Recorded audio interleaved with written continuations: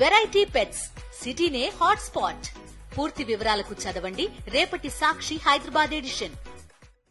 ఈరోజు ఆంధ్ర రాష్ట్రంలో కూటమి ప్రభుత్వంలో సోషల్ మీడియాకి సంబంధించి వైఎస్ఆర్ కాంగ్రెస్ పార్టీకి సంబంధించినటువంటి నాయకుల మీద, కార్యకర్తల మీద, సానుభూతి పరుల మీద ఏ విధంగా ఈ ప్రభుత్వం దాడి చేస్తుంది అనేటువంటిది గత కొద్ది రోజులుగా మనం చూస్తున్నాం.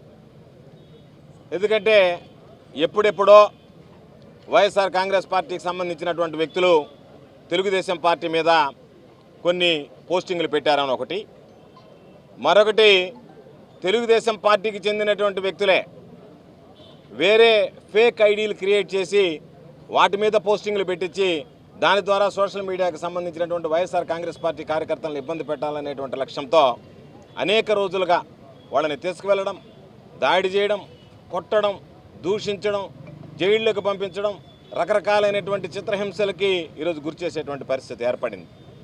అటువంటి నేపథ్యంలో ఉన్నత న్యాయస్థానాన్ని ఆశ్రయించాం. కేసులు ఇప్పటికే ఉన్నత న్యాయస్థానంలో ఉన్నాయి. ఒక పక్క హైకోర్టులో కేసులు పరిశీలనలో ఉండగానే ఈరోజు దాడులు ఉధృతమవుతున్నాయి. ఇటువంటి నేపథ్యంలో ఈరోజు మేము ఎవరైతే గతంలో వైఎస్ఆర్ కాంగ్రెస్ పార్టీ ప్రభుత్వం అధికారంలో ఉన్నప్పుడు, అధికారంలో లేనప్పుడు గురించి మాట్లాడటం లేదు, అధికారంలో ఉన్నప్పుడే తెలుగుదేశం పార్టీకి సంబంధించినటువంటి అనేక మంది వ్యక్తులు స్వేచ్ఛగా, స్వతంత్రంగా ఈరోజు జగన్మోహన్ రెడ్డి గారి మీద అనేక రకాలైనటువంటి ఈరోజు ఈ పోస్టింగులు పెట్టడం జరిగింది. ఆ ఐడీలన్నీ సేకరించాం. ఆ ఐడీలు సేకరించి ఈరోజు వేదాయపాలెం పోలీస్ స్టేషన్లో గతంలో ఎవరైతే ఈ విధంగా ఐటీడీపీ నారా లోకేష్ గారి ఆధ్వర్యంలో జరిగినటువంటి సంస్థ, ఆయన ఆధ్వర్యంలో ఎంతోమంది మేము అధికారంలో ఉన్నప్పుడు స్వేచ్ఛగా, స్వతంత్రంగా పోస్టింగులు పెట్టారు. ఈరోజు పోస్టింగులు పెట్టినటువంటి వాళ్ళని ఇబ్బంది పెడుతున్నారు. అదేవిధంగా ఫేక్ పోస్టింగ్లు పెట్టి గతంలో ఏదో పెట్టారని చెప్పి ఎవరి మీదైతే మీరు కక్ష సాధింపులకు పాల్పడాలనేటువంటి ఆలోచన చేస్తున్నారో వాళ్ళందరి మీద కేసులు నమోదు చేసి ఈరోజు సోషల్ మీడియాని వేదికగా వైఎస్ఆర్ కాంగ్రెస్ పార్టీకి సంబంధించినటువంటి వ్యక్తులు మీరు ఇబ్బందులు గురి చేస్తున్నారు, అరెస్ట్ చేస్తున్నారు.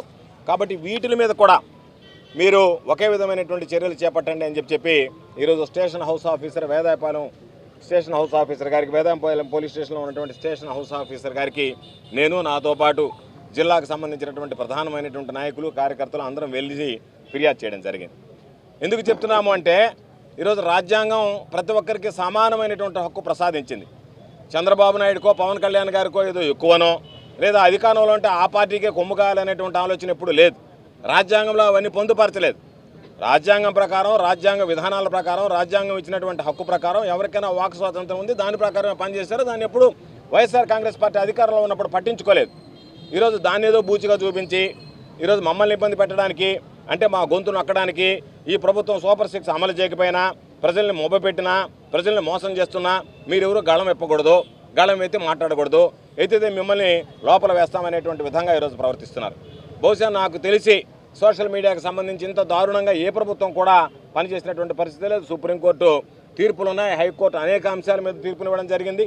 వాటన్నిటినీ బేఖాతరు చేస్తూ మేము మా ఇష్టారాజ్యంగా నియంత్రిత పోకడలతో ఎమర్జెన్సీలో కానీ బ్రిటిష్ పాలనలో కూడా ఇంత దౌర్భాగ్యమైనటువంటి, దురదృష్టకరమైనటువంటి పరిస్థితులను చూసి ఉన్నాం. అంత దౌర్భాగ్యమైనటువంటి, దురదృష్టకరమైనటువంటి పరిస్థితుల్లో ఈరోజు ఆంధ్ర రాష్ట్రంలో కూటమి ప్రభుత్వంలో చంద్రబాబు నాయుడు ముఖ్యమంత్రిగా మనం చూస్తున్నాం. కాబట్టి మీకొక న్యాయం, మాకొక న్యాయం కాదు, సమన్యాయం పాటించాలి అంటే ఈరోజు దీనికి సంబంధించినటువంటి కేసుల మీద మీరు ఎఫ్ఐఆర్ నమోదు చేయండి అని చెప్పి వేదాయపాలెం పోలీస్ స్టేషన్లో ఉన్నటువంటి స్టేషన్ హౌస్ ఆఫీసర్ గారికి ఇవ్వడం జరిగింది. ఈరోజు అందరికీ తెలియజేసేది ఎంత దారుణం అంటే నా మీద 3 సోషల్ మీడియాలో కేసులు పెట్టారు. ఆ కేసులు చెప్పుకోవాలంటే నాకే సిగ్గుచేటుగా నవ్వుగా ఉంది. ఒక కేసు అయితే సోమిరెడ్డి నన్ను 3 లక్షల రూపాయలు లంచం అడిగాడు అని చెప్పి ఫీల్డ్ అసిస్టెంట్ పోస్ట్కి అదే కూటమికి సంబంధించినటువంటి బీజేపీ పార్టీకి సంబంధించినటువంటి వ్యక్తి ప్రెస్ మీట్ పెట్టాడు. ఓ దళితుడు, అయ్యా నేను సోమిరెడ్డి విజయం కోసం పనిచేశా, ఆయన గెలవాలని కోరుకున్నా, గెలిచిన తర్వాత అయ్యా నువ్వు నాకు ఇస్తానన్నటువంటి ఫీల్డ్ అసిస్టెంట్ పోస్ట్ నాకు ఇవ్వమంటే నన్ను 3 లక్షలు లంచం అడిగాడు. కాబట్టి ఈ 3 లక్షల లంచంతో నేను రక్తమాంసాలు అమ్ముకోవాల్సిందే తప్ప నా దగ్గర 3 లక్షలు లేవు అని నెల్లూరు ప్రెస్ క్లబ్లో మీటింగ్ పెట్టాడు. సోమిరెడ్డి అవినీతిని ఒక దళితుడు ఆవేదనగా వ్యక్తం చేస్తే దానిని ఫార్వర్డ్ చేసిన దానికి నా మీద కేసు పెట్టారు. ఎవరి మీద కేసు పెట్టాలా? ఒక దళితుడు మీకు సంబంధించినటువంటి వ్యక్తిని 3 లక్షల రూపాయలు లంచం అడిగితే సోమిరెడ్డి మీద కేసు నమోదు చేసి విచారణ చేయాల్సినటువంటి పోలీసులు పాపం ఆ దళితుడు ఆవేదనని, సోమిరెడ్డి అవినీతిని బయటపలిస్తే దాన్ని నేను ఫార్వర్డ్ చేశానని చెప్పి నా మీద కేసులు నమోదు చేశారు. కాబట్టి ఇంత దౌర్భాగ్యమైనటువంటి దురదృష్టకరమైనటువంటి పరిస్థితులు అనడం లేదు. కాబట్టి ఈరోజు నేను వైఎస్ఆర్ కాంగ్రెస్ పార్టీ కార్యకర్తలకి శ్రేణులకి ఒకటే విషయం చెప్తున్నాము. ఈ జిల్లాకు సంబంధించి ఈరోజు మనది కాకపోవచ్చు, ఈరోజు మనకు ప్రభుత్వం లేకపోవచ్చు, ఈరోజు మన మీద దాడులు జరగచ్చు, ఈరోజు మన మీద దౌర్జన్యాలు జరగచ్చు, ఈరోజు మన మీద కేసులు నమోదు చేయొచ్చు, ఈరోజు మనల్ని అరెస్ట్ చేయొచ్చు, ఈరోజు మనల్ని జైలుకి పంపించవచ్చు. కానీ రేపు అనేటువంటిది ఒకటి ఉంది అని నడుచుకుంటేనే తెలుగుదేశం పార్టీకి సంబంధించినటువంటి నాయకులకి కార్యకర్తలకి కనీసం మనుగడ ఉంటుంది తప్ప దానిని మీరు విస్మరిస్తే, ఇదే విధంగా మీరు దాడులకు పాల్పడితే ప్రతి వైఎస్ఆర్ కాంగ్రెస్ పార్టీ కార్యకర్తకి చెప్తున్నా, ప్రతి వైఎస్ఆర్ కాంగ్రెస్ పార్టీ నాయకుడికి చెప్తున్నా, ఈ జిల్లాలో ఎవరైతే మీ మీద అమానుషంగా ప్రవర్తిస్తున్నారో వాళ్ళ పేర్లు మీరే నమోదు చేసుకోండి. మనకేమి రెడ్ బుక్ అవసరంలే. ఆయన నారా లోకేష్ గారు లాగా మీరే నమోదు చేసుకోండి. సోషల్ మీడియా పోస్టింగ్ల దగ్గర నుంచి జరిగేటువంటి అన్ని దాడులను నిశ్చితంగా పరిశీలిస్తున్నాం. ఏ ఒక్కరిని కూడా విడిచిపెట్టాం. తెలుగుదేశం పార్టీకి సంబంధించినటువంటి నాయకులు ఎవరైతే అనుచితంగా ఈరోజు ప్రవర్తిస్తున్నారో అధికారం ఉంది కదా అని అడ్డు పెట్టుకొని భారీ మూల్యం చెల్లించుకోవాల్సినటువంటి పరిస్థితి ఏర్పడుతుందని చెప్పి హెచ్చరిస్తున్నా. వాళ్లతో పాటు ఎవరైతే అధికారులు అంటకాగుతున్నారో అంటకాగేటువంటి ఏ అధికారిని కూడా విడిచిపెట్టేటువంటి ప్రసక్తి ఉండదు.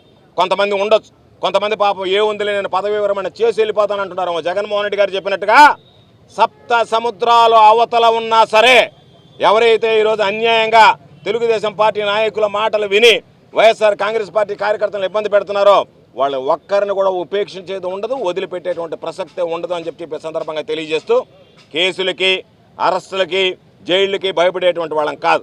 ఇప్పటికే తెలుగుదేశం పార్టీ మీద తీవ్రమైనటువంటి వ్యతిరేకత రావడం జరిగింది. ప్రజల్లో ఈరోజు చర్చ జరుగుతుంది. చంద్రబాబు నాయుడు మోసం చేశాడు, నమ్మించాడు, వంచాడు అనేటువంటి విధంగా మాట్లాడుతున్నారు.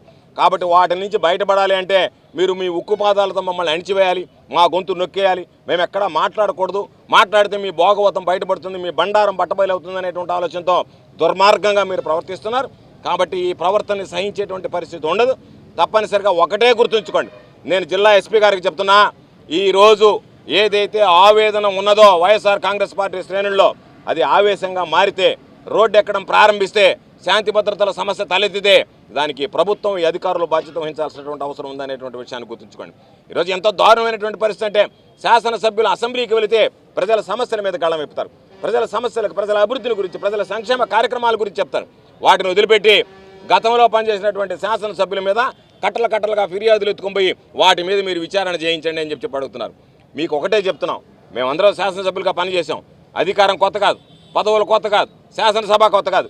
మేము శాసనసభ్యులుగా పనిచేసినప్పుడు మీ మీద కక్ష సాధింపులకు పాల్పడి మిమ్మల్ని అణచివేయాలనేటువంటి ఆలోచన చేస్తుంటే ఈరోజు మీరు కనీసం పోటీ చేసేటువంటి శక్తి స్తోమత కూడా మీకు ఉండేది కాదు.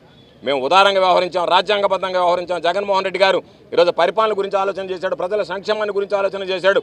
అందరికీ తన మన అనేది లేకుండా సమన్యాయం పాటించి సంక్షేమ పథకాలు అందించాడు. కాబట్టే ఈరోజు ఈ ప్రభుత్వానికి గత అతి కొద్ది కాలంలోనే ఈరోజు కొంతమంది ఆశపడి ఓట్లు వేసినా ఈరోజు ఆ తారతమ్యత, ఇరువురి మధ్య ఉన్నటువంటి భేదం గమనించి ఈరోజు జగన్మోహన్ రెడ్డి గారు బ్రహ్మాండంగా చేశారని చెప్పి ఈరోజు ఏ చిన్న కార్యక్రమం ఏర్పాటు చేసినా ఇంత పెద్ద ఎత్తున వందలాదిగా వైఎస్ఆర్ కాంగ్రెస్ పార్టీ నాయకులు, కార్యకర్తలు తరలి వస్తున్నారంటే రాబోయేటువంటి రోజుల్లో ఈ సంఖ్య వేలల్లోకి చేరుతుంది, తర్వాత లక్షల్లోకి మారుతుంది. ఆ తర్వాత జగన్మోహన్ రెడ్డి గారి ప్రభంజనాన్ని అడ్డుకోవడం ఈ రాష్ట్రంలో ఎవ్వరి తరం కాదు అని చెప్పి సందర్భంగా తెలియజేస్తూ ఇప్పటికైనా మీరు దొంగ కేసులు పెట్టడం మానేయండి, ఒకటి న్యాయం పాటించండి. మీరు ఏదైతే మా వాళ్ళ మీద కేసులు పెడుతున్నారో అదే సెక్షన్లు పెట్టి ఈరోజు మీకు సంబంధించినటువంటి వ్యక్తులు, ఐటీడీపీకి సంబంధించినటువంటి వాటి మీద కేసులు నమోదు చేయండి. మా మీద ఏ విధంగా అయితే మీరు అరెస్టులు చేసి జైలుకి పంపిస్తున్నారో మీ వాళ్ళ మీద చేస్తే ఈ ప్రభుత్వం మీద, ప్రజాస్వామ్య వ్యవస్థ మీద ప్రజలకు నమ్మకం కలిగేటువంటి అవకాశం ఉంటుందని చెప్పి సందర్భంగా తెలియజేస్తూ ఈరోజు మేము ఇచ్చినటువంటి పిలుపుకి ఎవరైతే వేదాయపాలెం పోలీస్ స్టేషన్ ఏదైతే ఉందో దీనికి వెళ్ళి ఈరోజు ఫిర్యాదు చేయాలి సోషల్ మీడియాకి సంబంధించినటువంటి దాని మీద ఐడియాలతో సహా అని చెప్పి ఇచ్చినటువంటి ఈ పిలుపుకి పెద్ద సంఖ్యలో తరలి వచ్చి సంఘీభావం తెలిపినటువంటి వైఎస్ఆర్ కాంగ్రెస్ పార్టీ నాయకులకి, కార్యకర్తలకి, మీడియా మిత్రులకి నా హృదయపూర్వకమైనటువంటి ప్రత్యేకమైనటువంటి ధన్యవాదాలు తెలియజేస్తున్నాను.